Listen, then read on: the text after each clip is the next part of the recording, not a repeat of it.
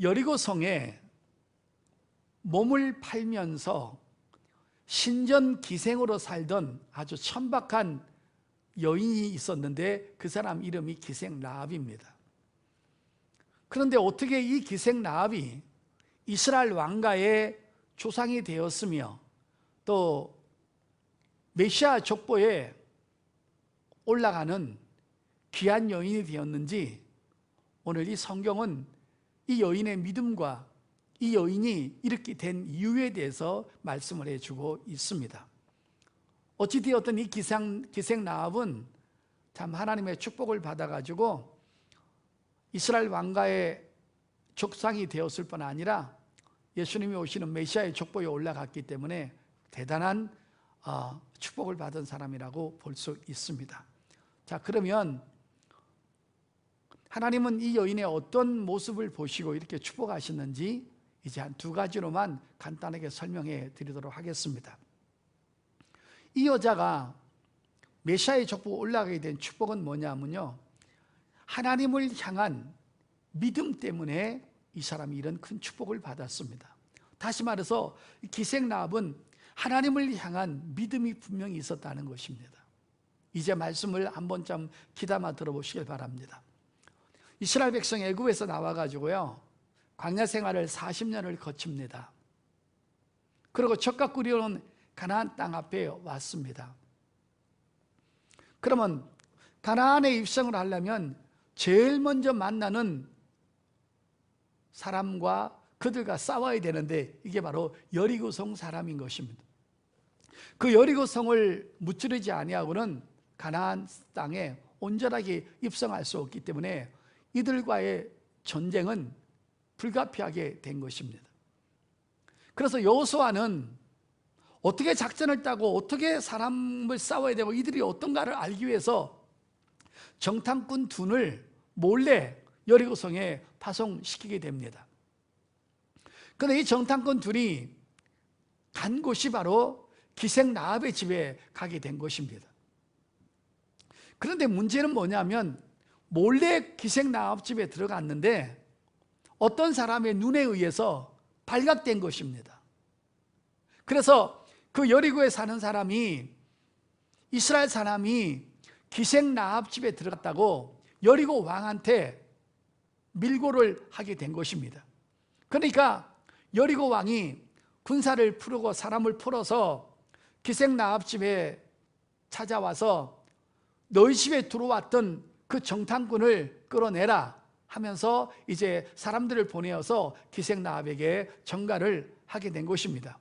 자, 그런데 여러분, 이 여인이 목숨을 겁니다. 목숨을 걸어놓고는 뭐라고 그러냐면 이미 그 사람이 왔다가 빠져나갔다 라고 하면서 이 기생 라합은 자기 민족을 배신하고 이 두 사람을 철저하게 지켜주게 된 것입니다. 그 왜 이렇게 지켜줬을까요? 기생 라합은요, 아주 오래전부터 하나님이 누구신지, 하나님이 어떤 분이신지, 하나님이 어떤 일을 행하셨는지를 익히 알고 있었다는 것입니다. 알았기 때문에 목숨을 걸고 이들을 도와주었고 숨겼던 것입니다. 하나님에 대해서 몰랐다면 결코 이런 짓을 할 수 없는 것입니다. 여러분, 기생 라합이 정탐꾼이 자기 집에 들어왔을 때 그 사람들을 밀고 하게 되면 그 사람은 엄청나게 포상금을 받는 것입니다. 근데 기생 라합은 도리어 그것을 포기하고 자기 민족을 배신하고 그 두 사람을 철저하게 숨겨줘서 여기 온 것은 사실인데 빠져나갔다, 나는 그들이 누구인지 몰랐다 라고 하면서 철저하게 보호를 하고 숨기게 되었던 것입니다. 이 사람은 하나님에 대해서 정확하게 알지 못했고 하나님에 대해서 믿지 못했다면 절대로 이런 짓을 할 수 없습니다. 만약에 이 일이 발각되면 자기 목숨뿐 아니라 자기 전체 집안이 다 몰살당하는 것입니다. 그렇기 때문에 목숨을 걸고 하나님의 두 사람을 이제 지켜주게 되었고, 사람들이 찾아왔을 때 그 사람이 우리 집에 온 것은 확실하지만은 빠져나갔다, 그러므로 그 사람을 빨리 쫓아가봐라 라고 하면서 아주 이렇게 천연덕하게 거짓말로 해서 이 두 사람을, 하나님의 사람을 도와준 것을 볼 수 있습니다. 자, 그런데 이 기생나합이 이런 결정과 이런 결단과 이런 모험과 목숨을 걸고 하게 된 이유는 바로 이 이유 때문인 것입니다. 그렇기 때문에 아는 것이 힘이라는 것입니다. 자, 여러분, 왜 기생나합이 이런 일을 했는가 한번 보겠습니다. 자, 여호수아서 2장 8절부터 13절 잘 보겠습니다. 아주 중요한 내용들이 기록되어 있습니다. 자, 8절입니다. 또 그들이 눕기 전에, 이게 뭐예요? 정탐꾼이 눕기 전에 라합이 지붕에 올라가서 그들에게 이르되, 지금 지붕에 숨겨놓은 겁니다. 그래서 사람들 다 빼돌려 놓고는 저녁에 지붕에 올라간 거예요. 굉장히 여러분 재밌죠? 9절에 말하되 여호와께서 이 땅을 너희에게 주신 줄을 내가 아노라.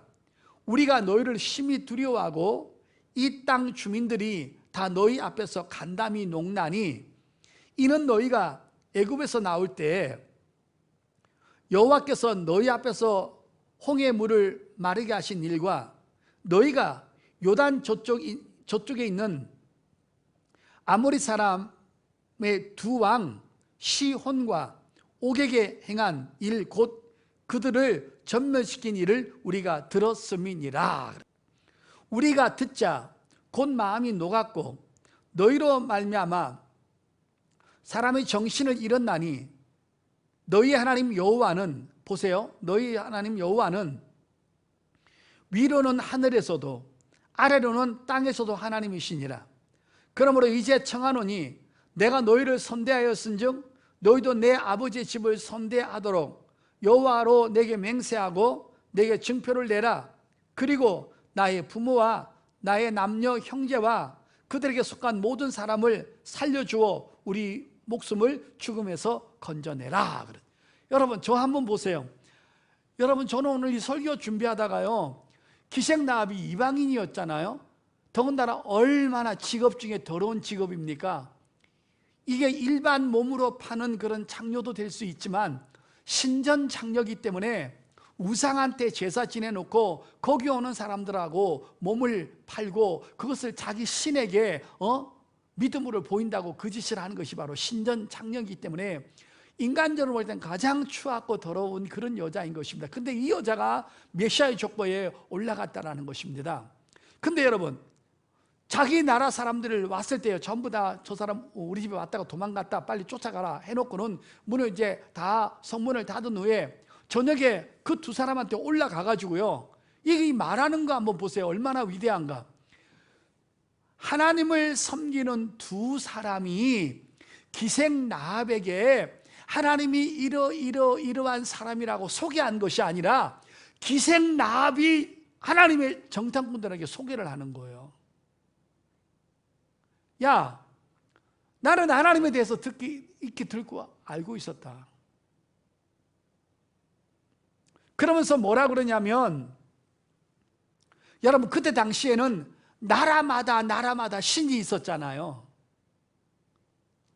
예를 들어 바벨론을 지키는 신이 있고, 애굽을 지키는 신이 있고, 아수르를 지키는 신이 있고, 가나안 족속을 지키는 신이 있잖아요. 얘네들이 다 그렇게 믿고 있잖아요. 그런데 그들이 지식으로 알기에, 다른 사람이 알기를 이스라엘 민족을 지키는 신이 있는데 그 신이 바로 여호와 하나님이다라는 것을 이들은 알고 있는데, 단지 어떻게 알고 있냐면 이스라엘 하나님은 이스라엘을 지키는 민족 신으로 알고 있었던 거예요. 근데 이 라합의 믿음은 그게 아니었어요. 일반 사람들이 생각할 때 여호와 하나님은 이스라엘 민족만을 지키는 그런 신으로 알고 있었는데, 기생나합이 말하는 것은요, 여러분 11절 한번 보세요. 이게 그냥 민족신으로 알고 있는 게 아니에요. 우리가 듣자 곧 마음이 녹았고 너희로 말미암아 사람이 정신을 잃었나니, 너희 하나님 여호와는 위로는 하늘에서도 아래로는 땅에서도 하나님이시니라 그랬잖아요. 그러니까 가나안을 지키는 신은 가나안만 지키는 거예요. 일반 사람들이 생각할 때는 이스라엘을 지키는 신이 있는데 그분이 바로 여호와 하나님이라는 걸 알고 있는데, 기생나합은 이스라엘 민족만 지키는 하나님이 아니라 온 우주를 지키는 유일하신 하나님으로 알고 있는 거예요.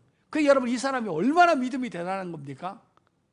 그러면서 하나님을 섬기는 두 정탐꾼이 기생 라합한테 하나님이 누군가를 소개하는 것이 아니라 기생 라합이 두 정탐꾼한테 하나님에 대해서 소개를 하면서, 자, 바로 옆에 보세요. 10절 보세요.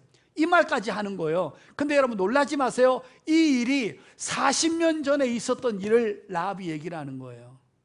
자, 보세요. 10절에 이는 너희가 애굽에서 나올 때 여호와께서 너희 앞에서 홍해 물을 마르게 하신 일과 너희가 요단 저쪽에 있는 아모리 사람의 두 왕 시혼과 옥에게 행한 일, 곧 그들을 전멸시킨 일을 우리가 들었음이니라. 여러분 줘보시길 바랍니다. 이거 여러분, 홍해 사건은 애굽에서 나오자마자 얼마 안 있어서 있었던 일이잖아요. 그리고 지금 가나안 땅 입구까지 왔으니까 무려 40년이 지난 거예요. 그런데 40년 전에 하나님이 홍해를 갈라가지고 이스라엘 백성들은 전부 다 건너게 한 다음에 애굽 사람들은 전부 물에 빠뜨려가지고 다 죽였던 그 일들을 온 사건이 그 세계에 막 다 전파됐는데, 이 기생 라합이 신전창녀로 있고 몸을 파는 아주 처참한 그런 여자였음에도 불구하고 누군가가 하나님에 대해서 소개받아서 그 말을 듣는 순간에요, 간담이 높고 마음이 떨리면서 내가 이런 하나님을 내가 섬겨야 되겠다. 그래서 하나님에 대해서 알고 있었는데 가나안 땅에서는 하나님에 대해서 알려주는 사람이 없기 때문에 마음속으로만 하나님에 대해서 알고 있었던 거예요. 그 다음에 또 뭐냐면요, 여러분, 거기 두 왕 시온과 옥에게 행한 일을 내가 듣고 전멸시킨 것을 내가 들었다. 여러분 줘보십시오. 시간이 가니까 성경은 안 찾겠는데요, 막바로 해석할 때가 들어보시길 바랍니다. 이게 무슨 사건이냐면 민수기 21장에 있었던 사건입니다. 민수기 21장 21절에서 25절까지 내용인데, 이스라엘 백성이 큰 길을 걸어가다가, 대로로 걸어가다가 이 아모리 왕 두 왕 시온과 옥이라는 이제 왕을 만나게 되는데, 그 나라를 마당을 밟고 통과해야 되는 거예요. 그래서 정중하게 모세가 시온이라는 그 왕에게 사람을 보내서 뭐라고 그랬냐면, 우리가 이 길을 좀 통과하게만 좀 해주십시오. 우리가 지나가는 동안에 당신들의 땅을 밟는데 절대 피해를 끼치지 아니하고, 그 다음에 물도 마시지 않고 텐트를 치고 쉬지도 않고 어떠한 피해를 주지 않고 그대로 이 길로만 통과하게 해주십시오. 그 길이 이제 가나안 땅으로 가는 길이니까요. 그런데 이 왕이 있다가 말을 안 듣는 거예요.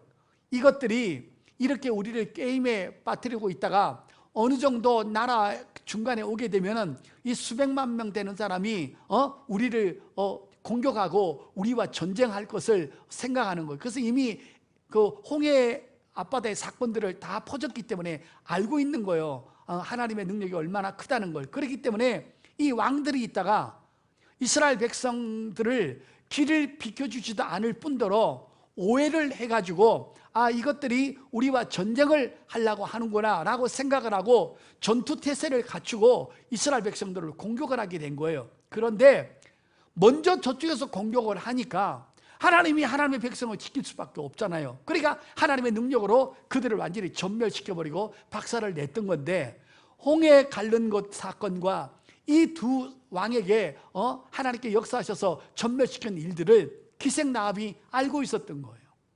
그 기생 라합이 그 두 사람을 이렇게 정성껏 대접한 것이 뭐예요? 나는 하나님에 대해서 익히 알고 있었다. 그 말을 들을 때 내가 간담이 녹았고 가나안 족속들이 이스라엘을 지키는 하나님에 대해서 너무 놀라고 있었다. 나는 그때부터 내 마음속에 하나님을 섬기고 하나님을 누군가가 하나님에 대해서 나를 알려주면 나는 하나님 앞에 나아갈 것이다 라는 것을 늘 갖고 있었던 거예요. 그런데 여러분, 이 기생 라합에게 하나님의 사람이 두 사람이 들어와서 이렇게 하니까 그 40년 전에 있었던 일을 두 점당꾼에게 얘기함으로 임하여서 나는 하나님에 대해서 알고 있으니까 내가 당신들을 도와주면 당신은 나를 도와달라고 그렇게 얘기를 하고는 그 정당꾼을 숨겨준 것이죠. 그러니까 이거는 믿음이 아니고는 하나님에 대해서 모르고는 절대로 이런 일을 할 수가 없었던 것입니다. 자, 여러분, 오늘 이 본문을 통해서 우리에게 주시는 귀한 메시지가 하나가 있는 게 뭐냐면요, 믿음이라는 것은 꼭 표적을 봐야 믿음이 생기는 게 아니라는 거예요. 여러분, 이 기생라합이 이렇게 멀리 떨어져 있는 이스라엘 백성들을 만난 적도 없고, 그 다음에 자기가 직접 표적을 본 것도 없어요.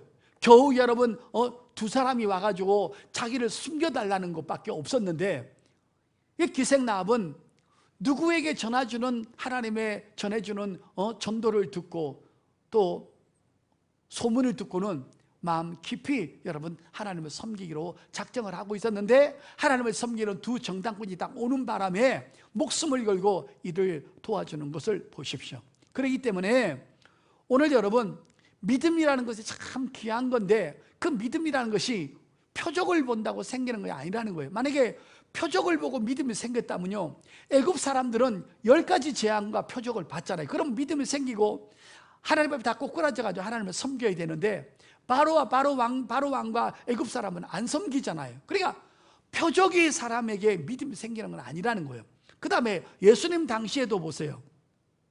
예수님 당시에도 얼마나 예수님께서 많은 표적을 일으켰습니까? 그럼에도 불구하고 여러분, 예수님 당시에 나사렛 사람들이나 벳세다 사람들이나 고라 사람들은 그 엄청난 표적을 보고도 오히려 예수님 앞에 귀신 들렸다고 그러고 예수님을 핍박했던 걸 보지 않았습니까? 그러니까 구약의 애굽 왕을 비롯해서 애굽 사람들은 직접 자기 눈으로 나일강이 피가 되는 것을 보았고, 메뚜기 떼가 오는 것을 보았고, 개구리 떼가 역사하는 것도 보았고, 이스라엘 백성들이 사는 고센 땅은 강명하고 애굽은 전 지역은 어두웠고, 마지막에 여러분 첫 장자는 다 죽어서 초상을 지었던 것을 다 보지 않았습니까?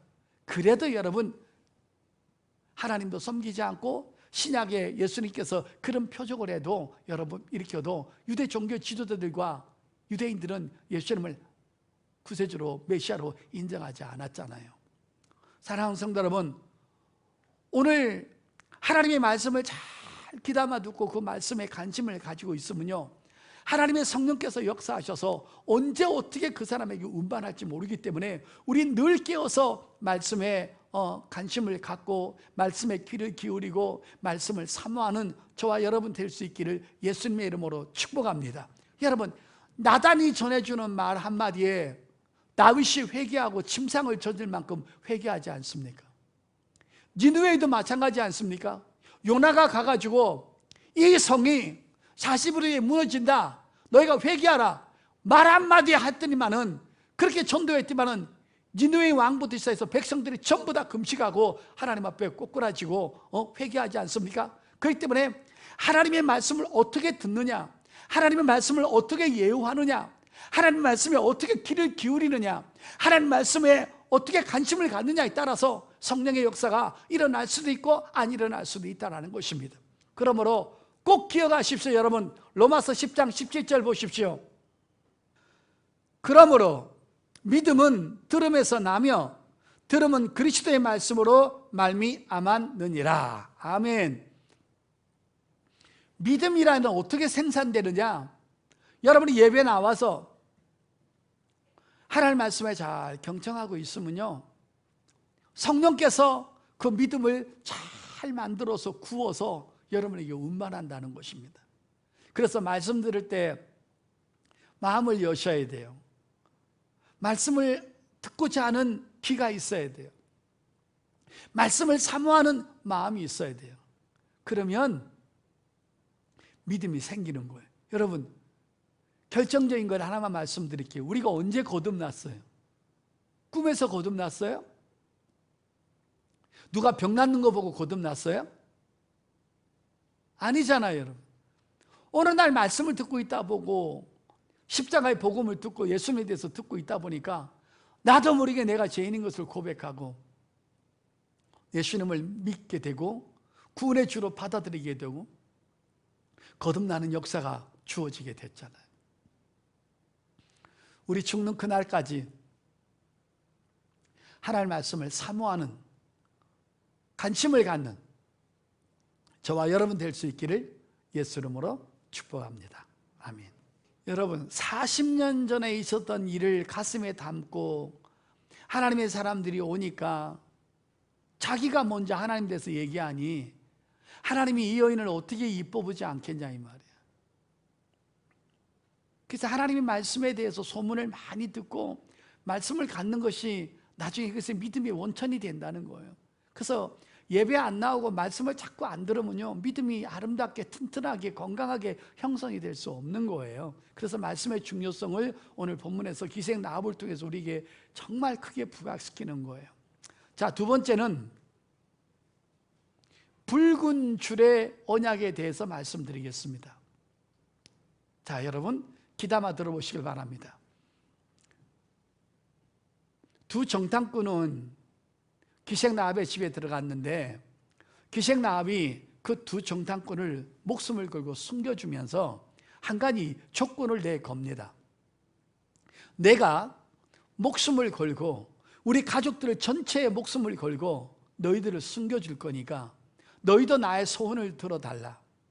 나중에 너희들이 가나안을 여리고성을 정복할 때 내가 내 가족과 내 부모와 내 목숨을 걸고 도와주었던 것처럼 나중에 나와 내 부모와 그 다음에 나의 남녀 형제와 그 다음에 그들에게 속해 있는 모든 친척들까지도 전부 다 우리를 구원해 달라 라고 조건을 내겁니다. 그러자 이 정탐꾼이 그 말을 듣고 있다가 또 그 기생 라합에게 이런 조건을 또 겁니다. 그럼 내가 너한테 분명히 네 조건을 들어줄 테니까 너도 내 조건을 들어주면 반드시 내가 너한테 지켜줄게. 그러면 그 조건은 뭐냐? 그 세 가지를 말합니다. 첫째는 이스라엘 백성들이 여리고성을 쳐들어왔을 때 이 기생 라합이 위에 꼭대기에서 이 정탐꾼을 매달아서 밑으로 내려보낼 때 붉은 줄을 잡고 내려가도록 했어요. 그래서 그들이 붉은 줄을 붙잡고 옥상에서 내려와가지고 도망갔거든요. 그러니까 반드시 붉은 줄을 창문에 매달아 놔라.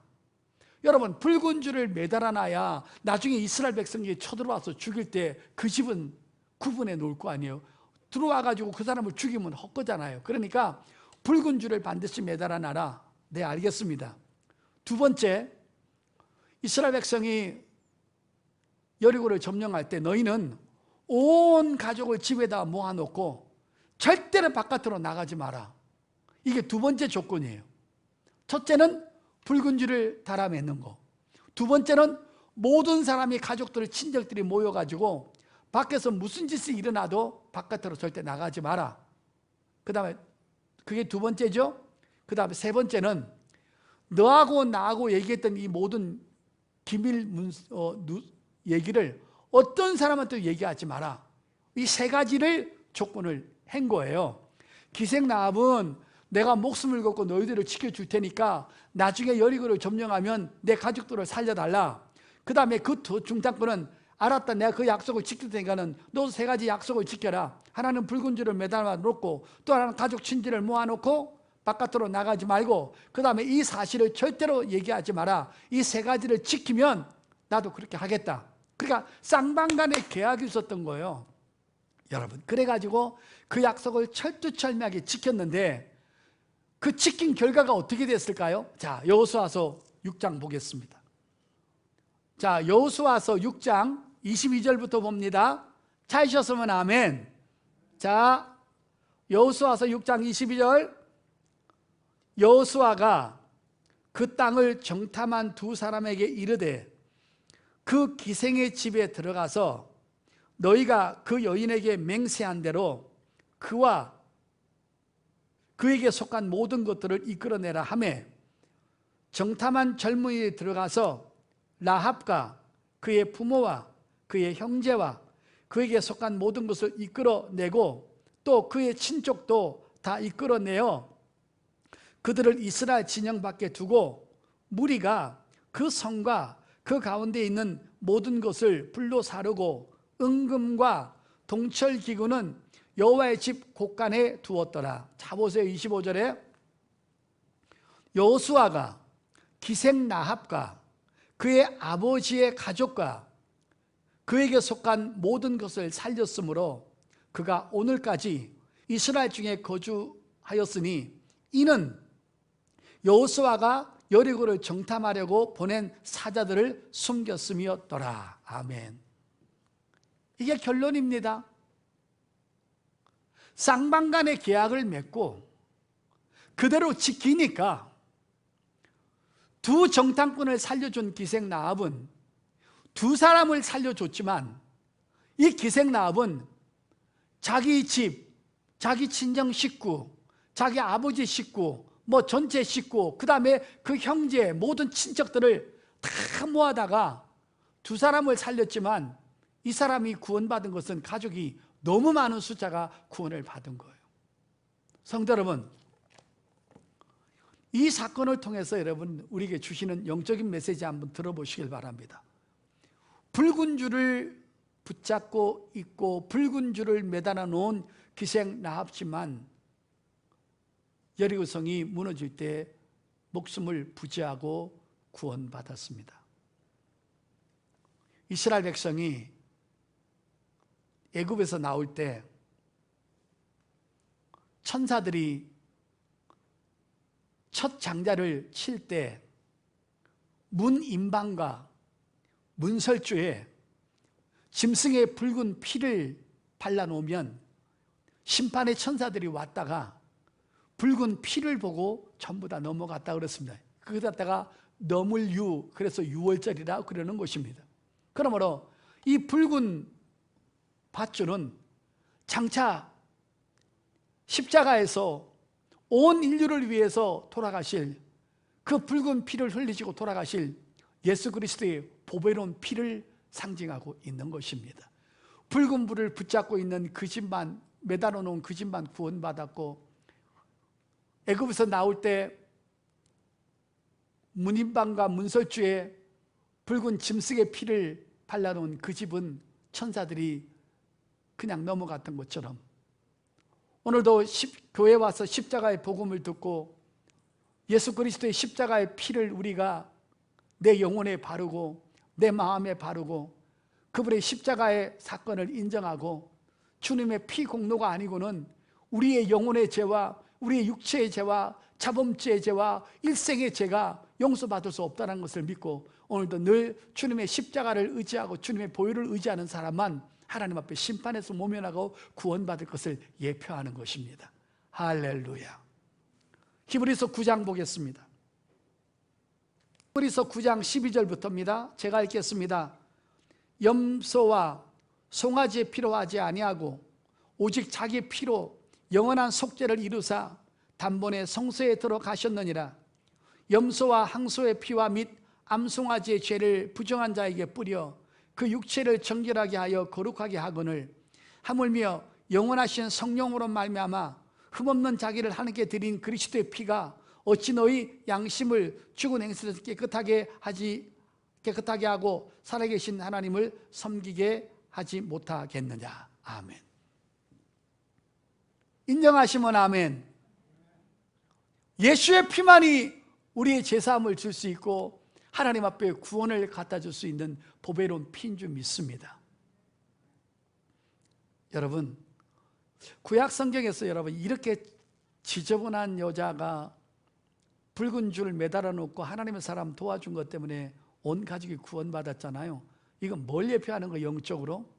바로 이렇게 처참한 지저분한 이방인들도 예수의 피로 구원받을 수 있다는 거 말하는 거. 이스라엘 민족의 하나님이 아니라 하나님은 우주 전체 모든 민족의 하나님이 되심을 믿으시길 바랍니다. 그러니까 여러분 붉은 줄을 보고 다 구원한 거예요. 나이 묻지 않아요. 출신 묻지 않아요. 국적 묻지 않아요. 직업 묻지 않아요. 고향 묻지 않아요. 인격이 더럽냐 남복하냐 묻지 않아요. 여러분 오늘도 예수 그리스도의 피만 구원의 주로 믿기만 하면 어느 누구도 유대인이든 로마이든 아시아이든 전 세계 사람도 예수 피로 구원받는 거예요. 할렐루야. 이것이 바로 주님의 은혜요, 하나님의 은혜인 줄 믿습니다. 네가 무슨 짓을 했느냐 묻지 않습니다.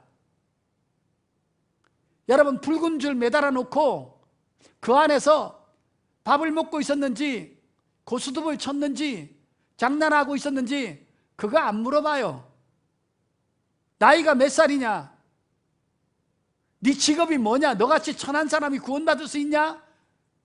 너는 너무 천하니까 붉은 줄을 10개 정도 매놔라. 그렇게 하지 않았어요. 여러분, 이 기생나합의 가족들이 구원받는 거 보세요. 기생나합이 하나가 구원받아가지고 하나님에 대해서 소개하니까 그들이 몽땅 구원받잖아요. 그러니까 하나님에 대해서 말씀을 듣는 것이 얼마나 큰 은혜인지 모르는 거예요. 말씀 안 들으면 믿음이 형성되지도 않고 자라지도 않아요, 여러분. 이게 하나님의 은혜예요. 남녀, 노유, 빈부, 기천 할 것 없이 오직 예수 그리스도의 피를 의지하면 하나님이 구원해 주시는 거예요. 예수 피로만이 죄사함을 주시는 거예요. 믿으시면 아멘. 유대인들은 예수 피와 상관없이 율법을 지켜서 구원받겠다 했어요. 안 되는 거예요. 여리고가 멸망할 때 기생나합이 붉은 줄을 통해서 구원받았습니다. 이 지구가 멸망할 때, 또 내 목숨이 끊어질 때 예수 그리스도의 보배로운 피를 붙잡고 있으면 우리는 구원받습니다. 이 여리고는 두 가지를 의미하는 것입니다. 하나는 내 육체를 말하는 것이고 하나는 우주를 말하는 것입니다. 내 육체가 언젠가는 무너집니다. 강건할 것 같지만 무너져요. 이 아름다운 세상이 영원히 보존될 것 같지만 무너집니다. 주님 재림하시면 할렐루야. 그때 우리는 주님의 공로로 말미암아 예수님을 구원의 주로 믿고 있으면 주님의 보배로운 피로 우리가 구원받게 되는 줄 믿습니다. 이 기생나합이 얼마나 위대한 사람인가 성경에, 신약 성경에 한 군데 기록해 놨습니다. 이거 찾고 설교 마감하겠습니다.